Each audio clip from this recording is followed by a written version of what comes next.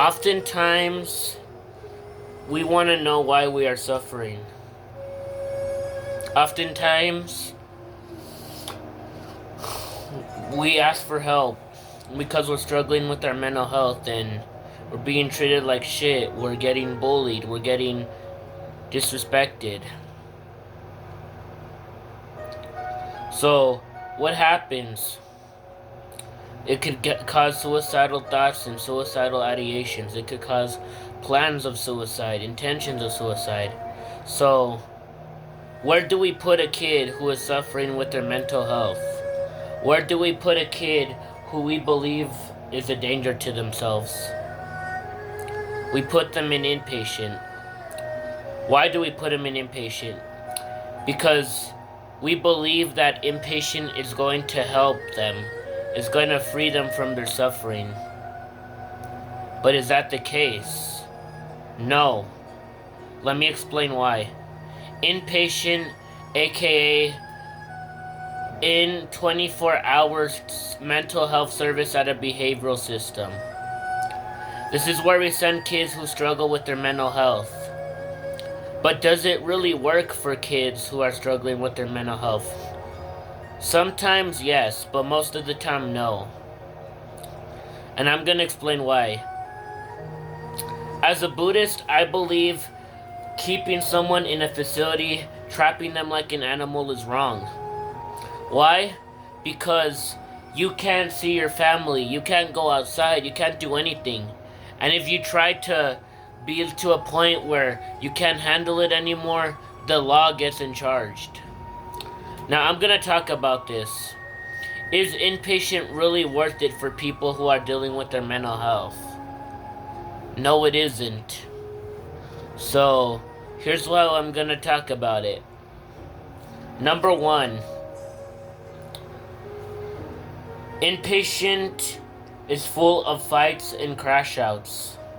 Now, if you've ever been in an inpatient facility, you know that there are a bunch of fights and there are a bunch of crash outs. Why? Why is it that there's so much suffering in inpatient?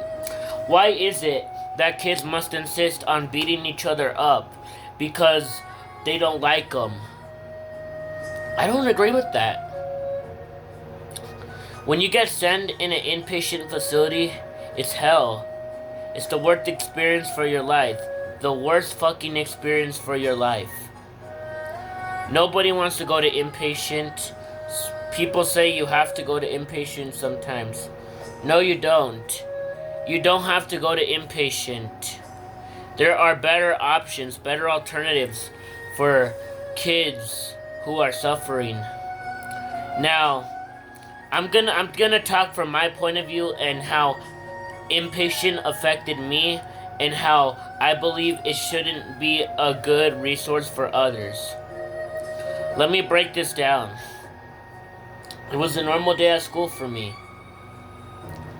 I was wanting to talk about getting plans for CTCE. I wanted to find a way so I can graduate like this, so I don't have to do the STAR test, so I don't have to do the work, I don't have to do the stressing out, the industrial, all of that.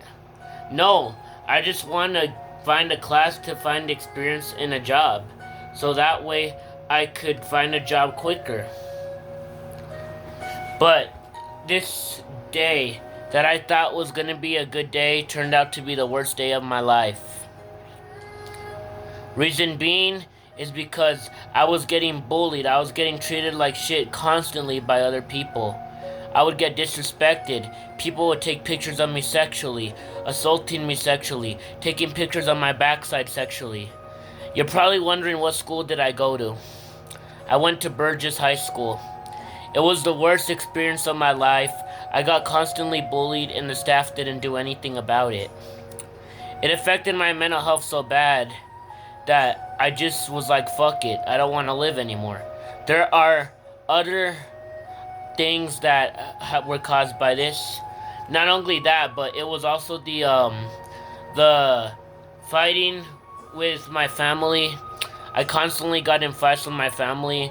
My mom was very harsh on me, Y'all remember when I used to be emo and I used to express myself, right? I would get treated like shit by my own family. Imagine this. How it feels, the pain, the suffering, the ugliness of a family. People who are supposed to love you, people who are supposed to care about you, that turn out to be your worst enemy. That happened to me.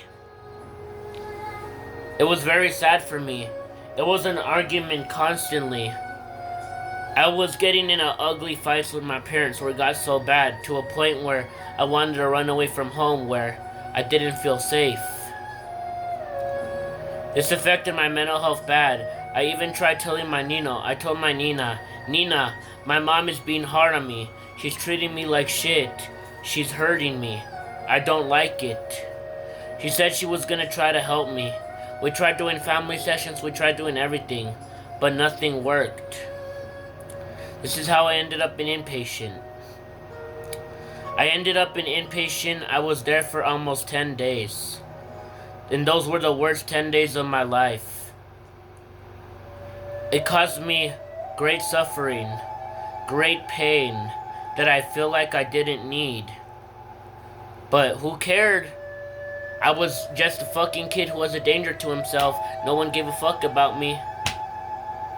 That's what happened with me. I specifically got asked a bunch of questions, and I had to answer them to the best of my ability, and I did.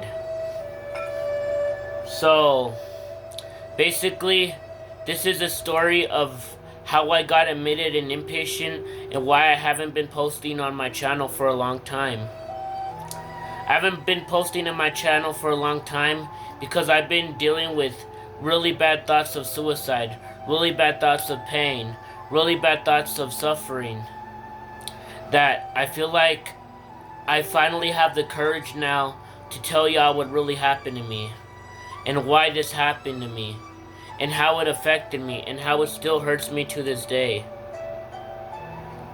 So, basically, it affected me badly, and I'm going to break down how I basically became a kid at inpatient.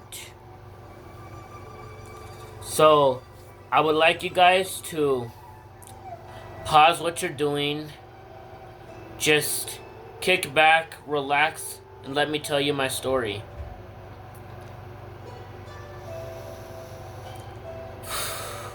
This all started at Burgess. And the bullying got so bad, and that one day I was constantly getting bullied. I already had a shit day. I wanted to go home because I had so many emotions. I was so depressed. I couldn't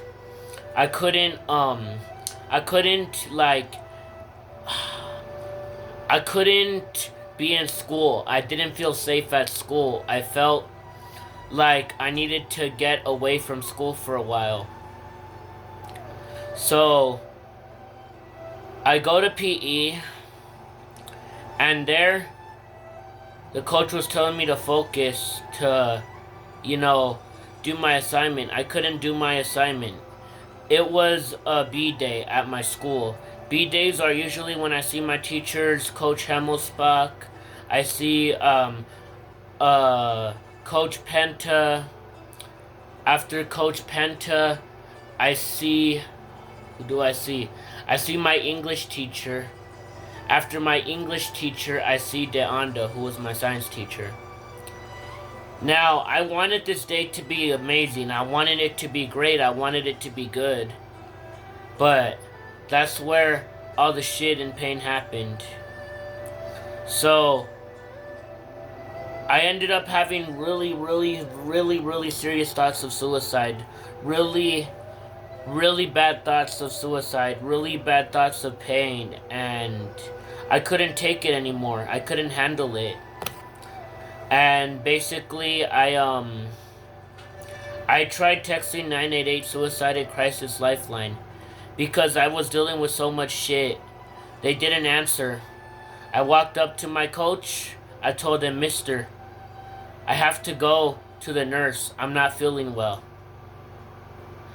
Now, keep this in mind. I was trying to talk to my the school social worker, and basically I was gonna tell her that I feel I feel like shit, cuz I trusted her. And I told the nurse I'm feeling suicidal. I shouldn't have said that. I shouldn't have said that. They asked me if I had a plan. I fucked it up. I said I had a plan. No, I didn't. I didn't have a plan. I was just having really bad thoughts, just really bad emotions and shit. Anyways, so I went to the nurse. The nurse took me to the counselor, and after that, she called Mr. Gobos, who was my counselor at the time, and said, this kid's making an outcry, this and this and this, blah, blah, blah, right? And what happened is that they called the crisis team. They called an officer from their district. I go to EPISD district. They called an officer, and what happened is that they asked me a bunch of questions. They said, hey, why are you constantly feeling suicidal? What's the reason? Why do you feel like shit? Why are you depressed? I told them it's because of the conflict with my family. My goal wasn't to get me help. It was to get my family help, because we were constantly arguing. We were constantly fighting. And I just wanted my family to get help because I didn't feel safe at my home. They almost called CPS, but that was what I was trying to avoid. I was trying to avoid all that shit. And my mom, I remember every day she would always get mad at me for no fucking reason. And when I say, just shut up already. I don't want to hear your nonsense. I don't want to hear your bullshit. I don't want to hear it. That broke my heart.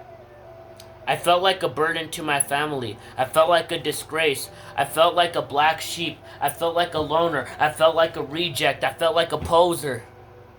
I couldn't take it anymore, bruh. I couldn't take it. It hurted me. It really did. And it was like nobody was listening to me. Not even my therapist, bro. Not even my therapist.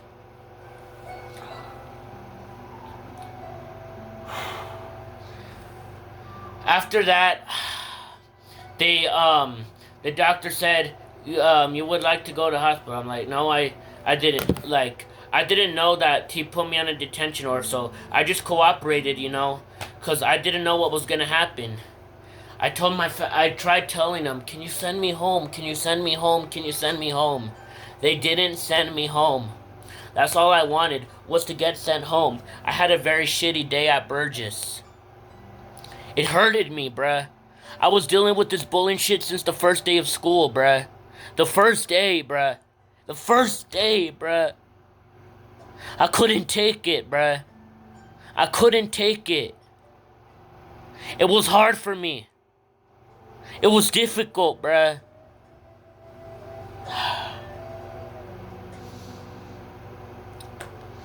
Anyways, I heard sirens. They were coming for me. They came to Burgess. The fire department was there. The police department was there. They basically called everyone.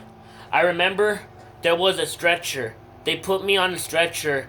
They put me in the ambulance. I just played along with it. I was just being cool with it. I was like, they're gonna send me home soon. That's what I was hoping. They didn't send me home at all. Anyways, so while I was in the ambulance, they checked my blood pressure, and what happened is that my blood pressure was over how it was supposed to be. It was at 200. They had to stabilize me. They had to put an AV in my arm. It was this arm right here. They put that AV in me. I had to wear that for an hour. A whole hour. No, more than an hour, actually. Like 6 hours. So, I was on the ambulance. They drove me to the children's hospital. I was in the stretcher. They kept saying, "You'll be okay, bro. You'll be okay, bro. We got you. You'll be okay, bro." I didn't think that they were gonna send me to an inpatient facility. I thought that they would actually take care of me. I had hope for a second. But that's when my hope stabbed me in the heart and I found out it wasn't the case. Anyways, they brought me in a room. There was more people asking me a bunch of questions. I asked the doctor, "Can I go home?" He said, "We're probably gonna put you in inpatient." I'm like, motherfucker, I wanted to beat that nigga's ass. I wanted to beat that nigga's ass, bruh. Sorry for my language, but this is how I feel. I'm expressing myself, but I wanted to beat that guy's ass so bad. I remember there were two people that were watching me. There was one guy, I think he was Hispanic. I forgot his name, but he was watching, he was waiting for me in the children's hospital. I was there until the night, guys. I was there until the night. And it was pretty good so far. I was in the children's hospital, they were taking care of me. A man with blue scrubs and short hair, a white guy, came up and asked me a bunch of questions saying, "Do you think suicide is wrong? Why are you depressed? Why are you this? Why are that? Why are that?" Just question me, I was answering the questions to the best of my ability, right? And what ended up happening is that I guess these questions were questions that they were gonna show to the therapist. This therapist was the one who put me in inpatient. I fucking hate her to this day. I still fucking hate her to this day. And basically what happened is that I was admitted to in Real Vista. This didn't happen just yet. This didn't happen yet, but it was gonna happen soon. I'm gonna get there. But I'm telling you what happened in the meanwhile. So, they asked me the questions, and I answered them to the best of my ability, like I told you guys. Then, a couple of hours later, they had me change. They made me put on, scrubs. They made me put on shorts. They made me put on a shirt. Apparently, that was their hospital policy, because apparently the lady from emergence was gonna see me. We didn't see her till like about 5 or 6, and she asked me a bunch of questions, and apparently the officer told my parents that he put me in a detention disorder. I'm like, the fuck did I do? Am I going to juvie? Where am I going?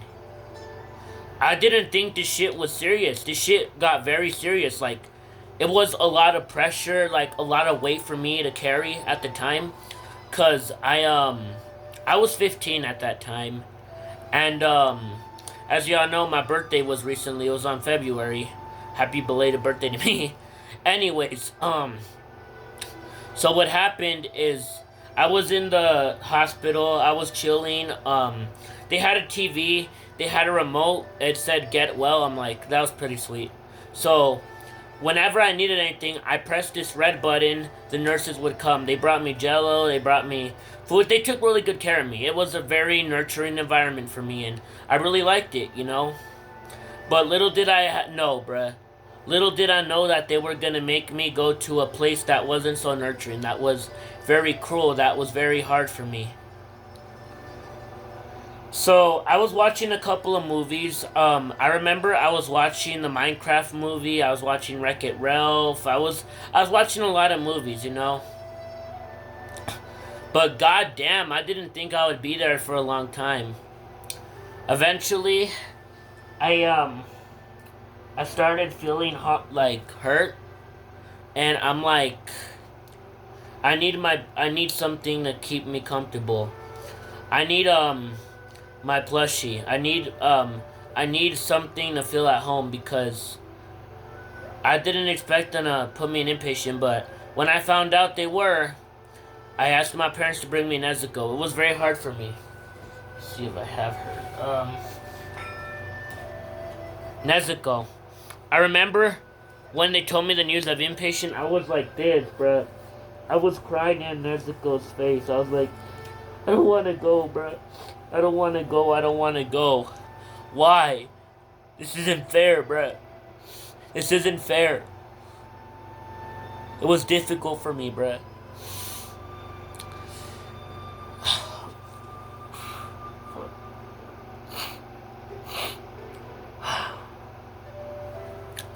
And, oh my god, bruh. Fuck, I'm getting emotional, y'all. Shit was hard for me, bruh. Anyways, I had Nezuko with me. You know, I was just relaxing, you know. I was hoping that I would go home soon. So, we ended up staying there till, like, night, like I told you. So, my mom asked me if I was hungry. I said yes. So, she asked the nurse, hey, is it okay if I bring my kids some McDonald's? So, my mom called my grandparents. They got me McDonald's and they brought it to the hospital. Now, I was just relaxing with Nezuko. I was just calm, you know. I felt good, right? But then that nurse came, that psychologist came. After all the shit I told her, she said those words I didn't want to hear. You're going to inpatient. I'm like, I broke down in tears. I'm like, nigga, no, bro. I don't want to go, bro. Why? Why y'all making me go, bro? This isn't what's gonna help me. I got pushed there. I got bullied there. I got beaten up there. I got jumped there. That was back at UBH. Find out that they were gonna put your boy. They were gonna put your boy at Real Vista, bruh. They was gonna put me at Real Vista. Bruh. Oh my god.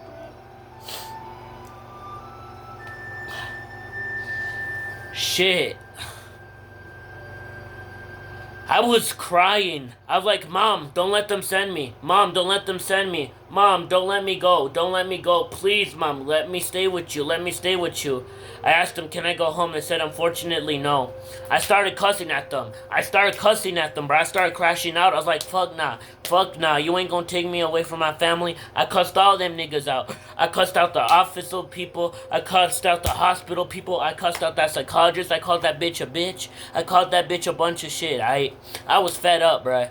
I told that man, this nigga was like, boy, you better respect your mom. It's not your mom's fault. I'm like, man, shut the fuck up, nigga. I wanted to beat that nigga's ass, bruh. I wanted to beat that guy's ass.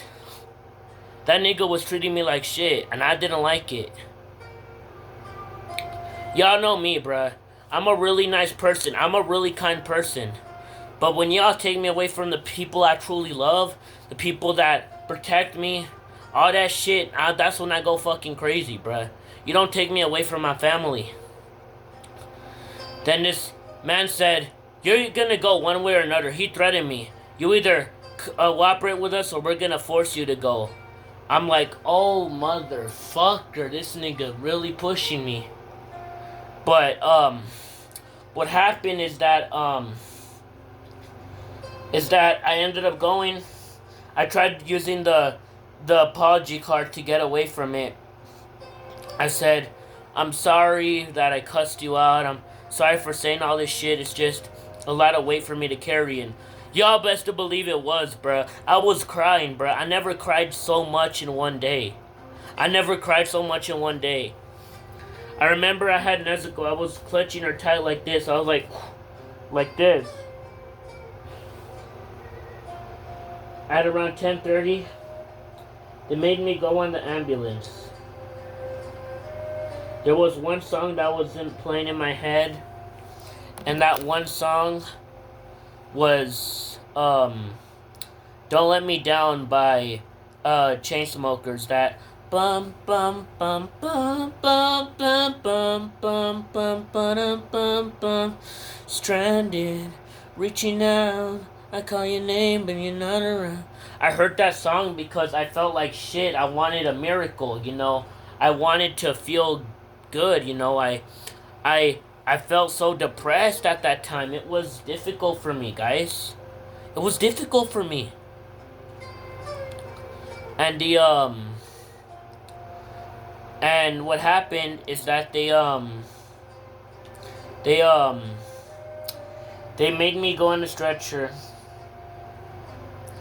I remember I was crying, holding on to Nezuko. I'm like, I don't want to go. But then I started thinking positive. I started thinking positive, or I was pretending to be positive, but really, guys, I wasn't positive. I promise you all, I was not positive. And what happened is that I brought Nezuko in the hospital with me. I remember I was asked a bunch of questions. You know, I acted all brave. You know, like it didn't affect me, bruh. Deep down, it really did, bruh. It really did. It really did affect me.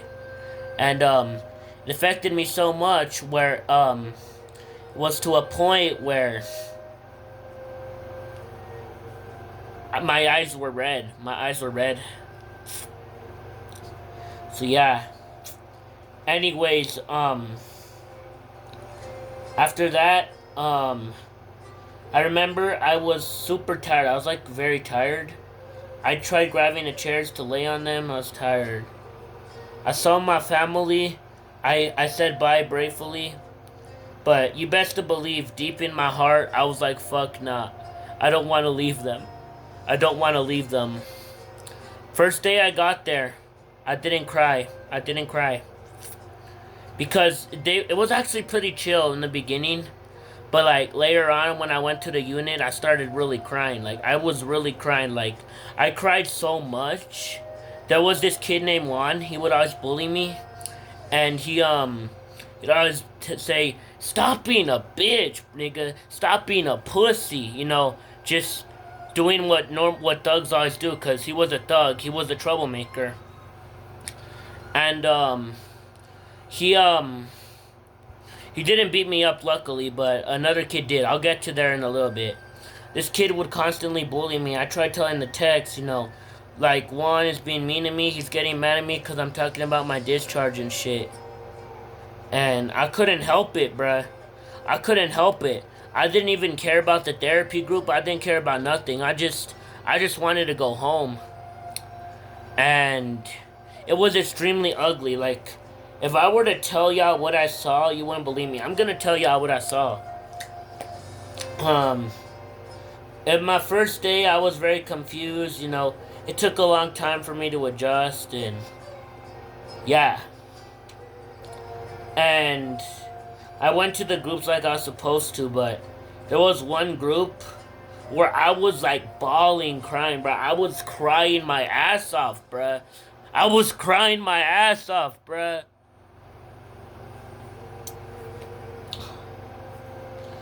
Damn, bro. I remember the nurses tried cheering me up. It didn't help. Everyone tried cheering me up except for, like, the kids. Like, the kids didn't care at all. It was mainly the staff. They were trying to cheer me up. And, it didn't work. It didn't work.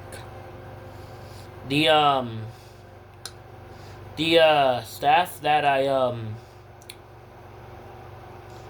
saw the doctor first time. I called him, his name was Dr. Athala. I remember I had to get blood work first time, and I remember I didn't give a fuck about anything. I just wanted to go home, bruh. Really, that's literally how the story ends, is that I just wanted to go home and shit. My couple of days were hard. I did end up making one friend. Her name was Alexis. I fucking miss her. Like, I don't know where she is now, but, like, for honest, if Alexis, if you're watching this video, I fucking miss you. Like you was good to me, you know? And, what happened is that, she was British, too. Now, I talked a lot about the ugliness of inpatient, that I left out the good parts, but the one thing that was good about outpatient is that there was this girl who liked Demon Slayer. I remember she left some Shinobu stickers on the table. I'm like, did I get blessed? Like how did these get here? No one got them but me. It was like that girl knew I liked Demon Slayer. And I'm like, God her actually is helping me. He's trying to make me feel comfortable here. I didn't like it still, guys. I didn't like it.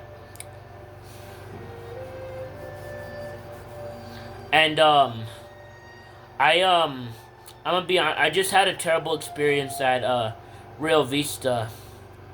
Now, I wanna to talk about the incident with that kid. So, I guess this one kid, his name was Ruben. We called him Bomba. He he would he was pretty chill with me in the beginning, but later on he wasn't chill with me. He took my jacket, had my cool skeleton jacket. Y'all remember the jacket I got from Spirit Halloween? Yeah. So my skeleton jacket, he took that away, and he's like, "I'm not gonna give this to you until you stop crying." So, I guess he started. He charged up to me. He started trying to bitch slap me. I remember as soon as that shit happened, I was. Let me show y'all. Let me show y'all. So this is the door, right? I was like running like this. I was like that. And what happened is the nurses were like, huh, "What happened?" I told them, and they saw me crying, and they're like, "Why are you crying?" I'm like, "Because I got hit. I got hit." So they tried calling my mom, tried letting them know, and I remember at that time I was like, "I don't feel safe at this facility anymore. I got hit physically. I don't feel comfortable. I don't want to come here anymore."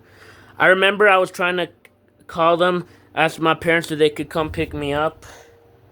Um, so yeah, I remembered that I was asking them if they could come pick me up. They said no. The CPS would get involved. I remember one time I was tired of it. I tried advocating for myself. I was like, "I don't like this facility. I don't want to be here." They're like, "Well, you're gonna get CPS called." I'm like, "I don't give a fuck if I get CPS called on me, nigga. I don't give a fuck. I don't give a fuck. As long as I get to be with my family, that's what matters. Because what's the worst CPS is gonna do, bruh? CPS isn't gonna do nothing. CPS is just gonna come, check out the house, and they'll see everything's good, and then it'll be gone like that. I didn't like these nurses, bro. They were very cruel to me. I remember the text kept telling me, "Jaden, stop, you're triggering people." I'm like, I don't give a fuck if I'm triggering people. I want to go home, and I'm not going to stop fighting until I go home.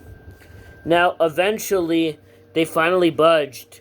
My mom decided to schedule a family session with therapist George. He kept saying, "I'll be honest, yeah, this is the most shitty place that you'd ever be in, but it's what we have to work with." This guy was giving me that tough love shit. I didn't like it.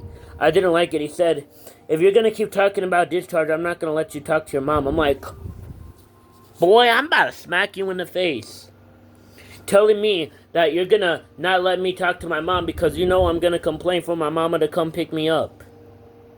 What do you expect, bruh? What do you expect? I'm a kid, bruh. I'm a kid. Of course I'm gonna call my mom to pick me up because I don't like the facility. Of course I am. What you gonna do about it, fool? What you gonna do about it? Nothing. You ain't gonna do nothing about it. You're gonna call CPS on me, you're gonna find out that was the worst mistake of your life." And what happened is that eventually I got discharged from Real Vista. That was my favorite day. I remember one time when I was in visits, I was like, oh, I fucking miss y'all. I adjusted after a while, but deep down I didn't, bro. I fucking was crying, bro. I kept wanting to fucking cry. Then I remember my grandma said these harsh words to me. I didn't like them. She said, "If you keep crying, they're gonna keep you longer because they're gonna see you're depressed." I'm like, "No, they're not. No, they're not. It's not how it works."